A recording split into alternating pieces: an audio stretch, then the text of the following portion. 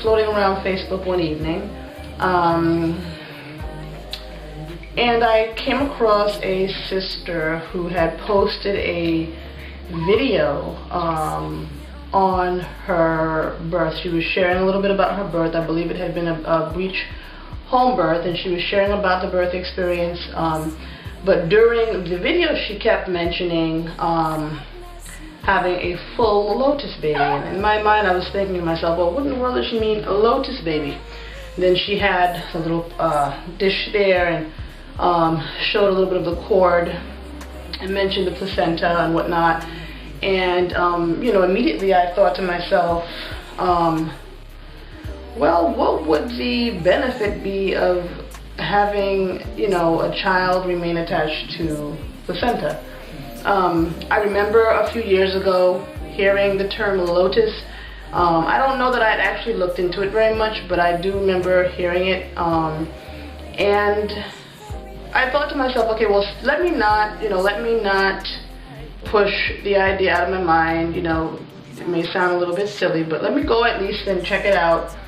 Go and, you know, go online and research it a little bit to see what it is about. And so that's basically what I did. Sometimes we force to grind, we force to fall in line, we force to suffer losses all the time. Of course the course is like yours and mine. Oftentimes with sharpened minds, we push ahead to fall behind. It's all decline, so if it's all design, truth so hard to find, no sloop resolve the crime. I'm gonna move to the far beyond. I spent a good maybe 3-4 weeks off and on floating around the internet, just researching, reading up on it, you know,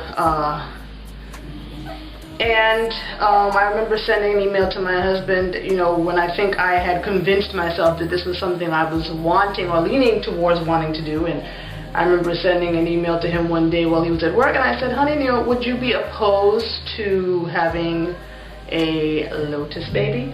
You know, and he was, you know, he said, you know, no, he's not opposed to it, but he would like to know the benefits. From that point on, I said, oh, okay, well, wow, great, you know. And so I looked into it further, and I was really pleased with what I found. A possibility sitting on a table, me and my own. All my love transformed into tears.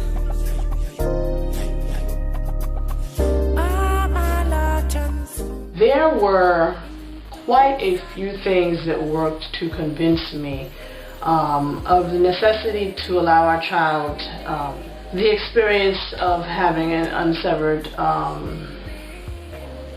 umbilical cord. I will say one of the bigger things that stood out, at least for me, and that I believed was worked as, you know, made my conviction all the more stronger as to why, you know, it was needful or something that we should, you know, we should do, was understanding what was shared about the auric field or the energetic field that surrounds the placenta and the baby from, basically from conception.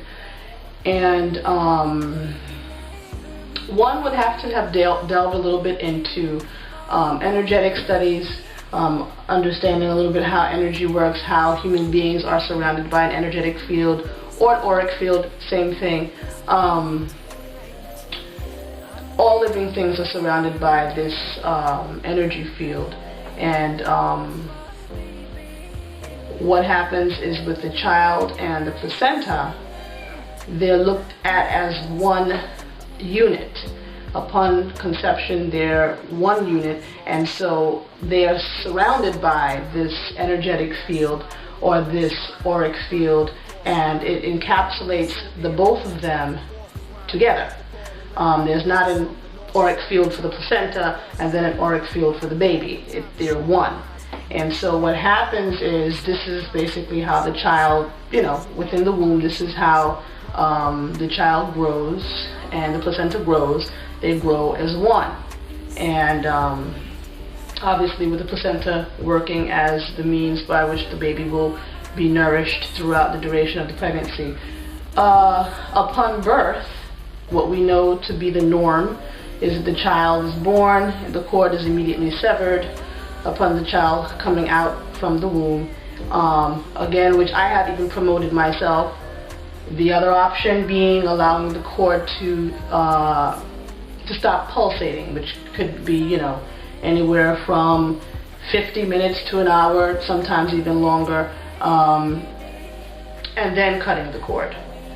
But again, upon understanding this, I began to realize that when we do that, you leave, it's almost like cutting, you know, you have a bubble, you know, the bubbles that we blow up, the bubbles, you know, it's almost like cutting a chunk out of the bubble and it's sort of just kind of left open.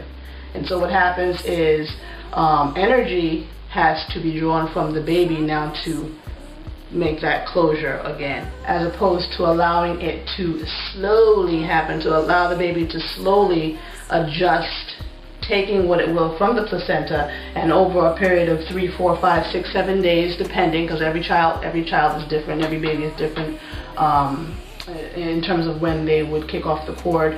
Allow them that time to adjust, receiving what they would from the placenta during that period of time, and letting go of the placenta. It's a very slow transition, and I think it is something that it's important. You know, I don't think, again, usually we always lean towards the things that we're able to see, but there are also a lot of things that go on behind the scenes, if you will. That really stood out to me, and I said, you know what? Yeah, that makes a lot of sense. All the time, of course the course is like yours and mine. Oftentimes with sharpened minds, we push ahead to fall behind. It's all decline. So if it's all design, truth so hard to find, no sloop resolve the crime. I'm gonna move to the far beyond.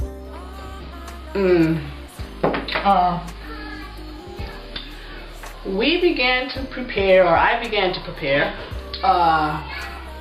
by purchasing first the bowl, then the colander or the strainer.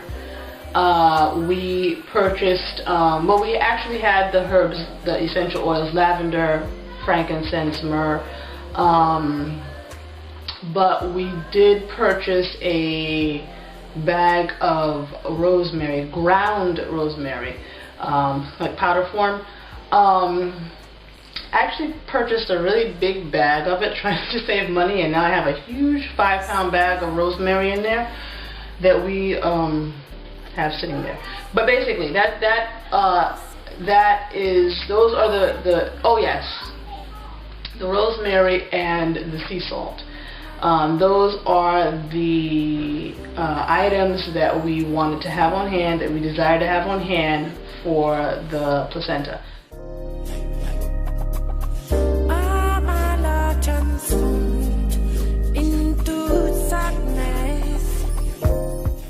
After the placenta was delivered, we allowed a few hours for it to drain.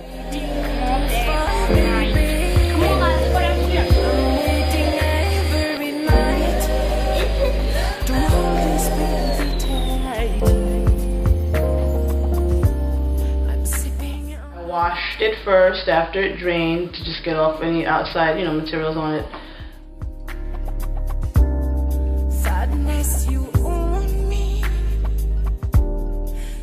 And then I coated it with salt, and then I put on the lavender oil, I put on some frankincense. I didn't use myrrh. I used frankincense, I used lavender, you know, just dropping it around on both sides, just kind of, massaging it in. And then I remember my husband pouring a bit of the rosemary, ground rosemary, into the bowl. I think we put a cheesecloth diaper in the bowl, and then we laid the placenta on the cheesecloth. Before laying the placenta on the cheesecloth, my husband poured some of the rosemary in the bowl, and he laid the placenta on top of that. Then I went and I just poured a bunch on top of the placenta, and just, you know, made sure it got coated and kind of moved it around, made sure the whole thing was coated. And that worked well. I mean, the whole room smelled like, you know, daughter was like, wow, it smells really great up here. I was like, yeah, you know, between the lavender, frankincense, and the rosemary, this place was really, really smelling nice. So.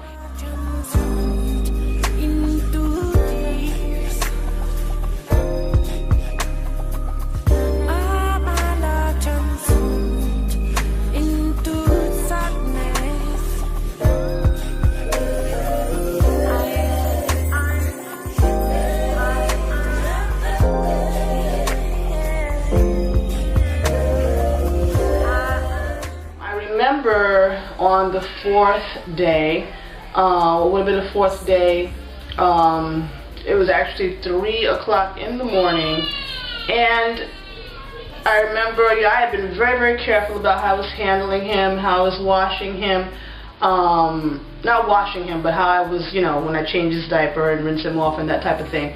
But this particular night, I, you know, went to change his diaper, to change the, wipe him off, and as I went to lay him down on the bed, he just kicked it off. You know, he just, I remember I turned to pick up something, and I just heard, I heard him make a sound, and the next thing I knew, the cord was not attached anymore, and he cried. He really cried.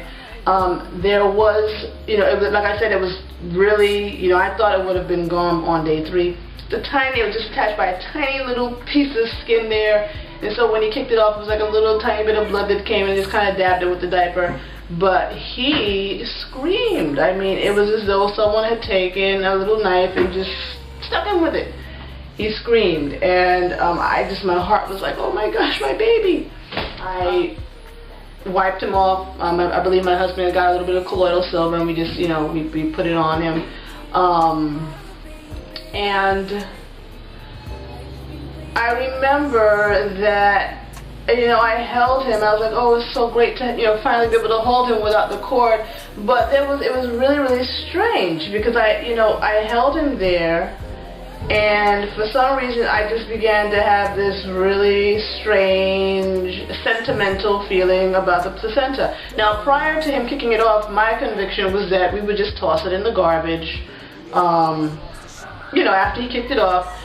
But he became very needy for like 2 to 3 hours. This is what I shared with a couple sisters. 2 to 3 hours after he kicked the placenta off, he was very, very just fussy, very, very like needy. He wanted me to hold him. I had to hold him, you know, couldn't put him down. Where before I could nurse him, you know, I'd put him over the potty to pee-pee, or I'd change him if I needed to do that. And I could lay him down, he was fine. And when that placenta, when the cord was kicked off, it was like for a brief moment, he sensed that something changed.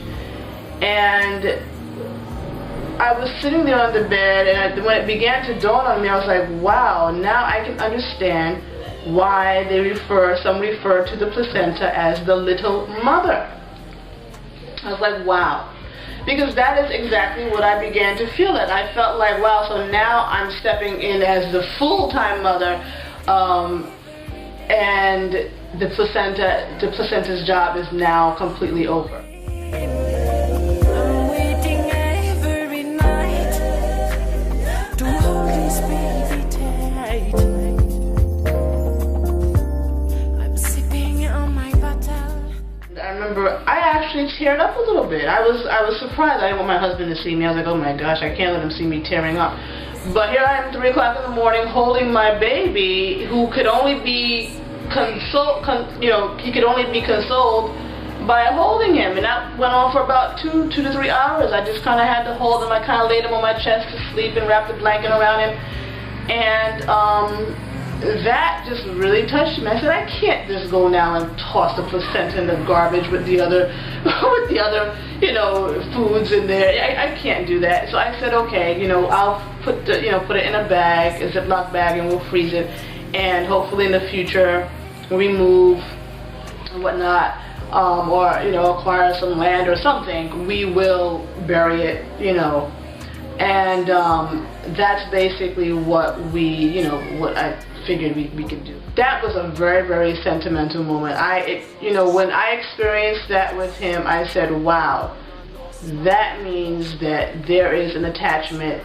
He can sense the attachment, and it's not so much, at that point, the cord is a dried up piece of it looks like a dried up, curled up piece of pasta that has not, just hard as a rock. And in the average mind, one would think, what is the child getting from this thing? I mean, the cord is like basically done away with, but again, there's more than just what we are seeing here. So even if he was not necessarily getting, there was not something fluid like flowing from the placenta through the cord into him at this point, there was still that energy field that he sensed was broken just at that point. Again, we believe all things happen according to as they should. So I don't believe that, he kicked it off too soon. At first I did. I was like, it's my fault. I should have watched him better. But, we believe that, he kicked it off when he needed to. And he was fine. 3 hours after that, he was back to himself. But he just needed that little time to adjust. And I was like, wow, that really did it for me. Every day, waiting for baby.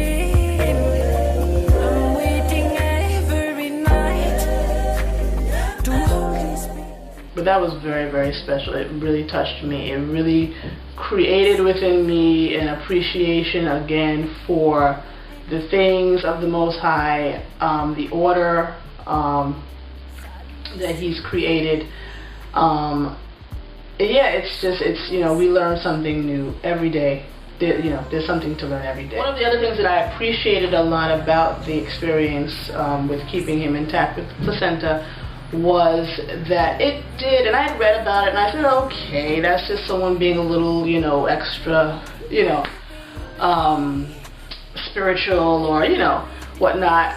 But a lot of people had said that, it kind of creates an appreciation for, or it deepens the respect that is felt between the child and the placenta, and it sort of creates an atmosphere where you just respect the situation more. It's kind of, I don't know how to explain it any better than that. Even within the house itself, there was less passing him around. The child's born, we cut the cord, and everybody wants to hold the baby. The siblings wants to hold the baby, and that can still be a bit much for the child.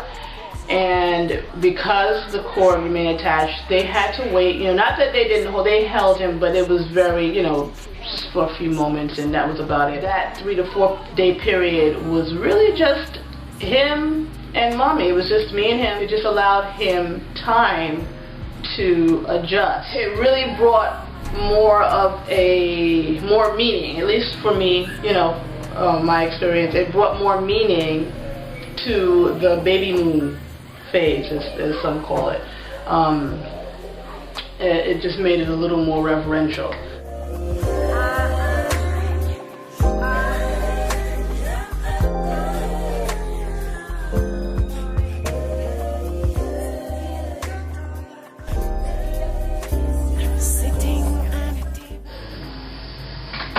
Were there any downsides to doing this? I guess it would depend on the person, I personally don't feel like, there were some inconveniences, I guess one could say, but it all depends on, again, the person and what experience is being desired. As far as carrying the baby around, there were a few times that I went downstairs, and what I would do is I would just, the same chucks, the blue chuck pads that we use for birth, I would take the placenta. It was already in the diaper, the cheesecloth diaper, and I'd place it in the chuck pad, and I just kind of fold the chuck pad over it, nice little package type thing, and I would put that on top of the baby, and I would swaddle them both up together. Inconvenient, maybe, I don't know, depends on the person again. For me, it wasn't inconvenient because that was what I was prepared to do. and I knew why I was doing it. And so I wouldn't say for me personally that there were any downsides to it. Maybe the children, I mean, they, we explained why we were doing it and they understood, but obviously they wanted to hold their brother without the cord and they wanted to hold him. So, if you ask them, you might get a different answer, but for the most part, no, there weren't any downsides to doing it for us. I would just encourage any mother, to look into it. It first off, it sounds very ridiculous, just because of what we're used to. Again, we live in a culture where we just chop, chop, chop, chop, chop. Everything is what we can see with our eyes, what we can taste, what we can feel, and there is an existence, there are more things going on behind the scenes where we can't see, than what we're actually seeing in front of us. So, again,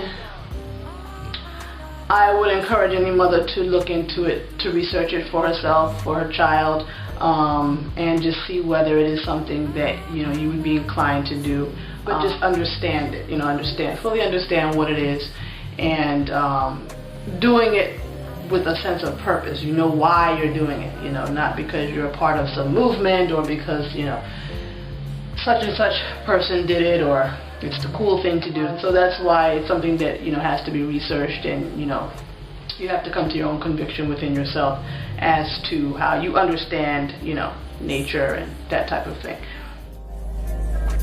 Not able to find a possibility. Sitting on a table, me and my own.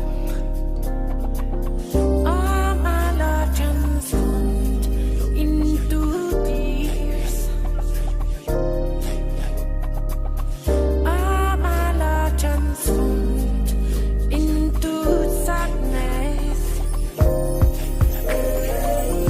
I'm waiting every day. Waiting for baby. I'm waiting every night to hold this baby tight.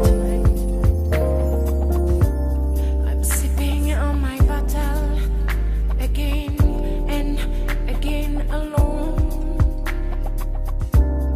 Sadness, you own me. Sadness, you own